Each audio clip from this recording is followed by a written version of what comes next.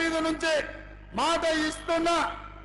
రామప్ప దేవాలయం శివుడి సాక్షిగా, సమ్మక్క సారలమ్మ సాక్షిగా, 1000 స్తంభాల గుడి సాక్షిగా, అక్కడి సూర్యుడు ఇక్కడ ఉదయించిన, భూమి ఆకాశం తిరగబడ్డా, తుఫానులు వచ్చినా, భూకంపం వచ్చినా, భూమి బద్దలైనా నేను మాట ఇస్తున్నా, 15 ఆగస్టు లోపల తెలంగాణ రైతాంగానికి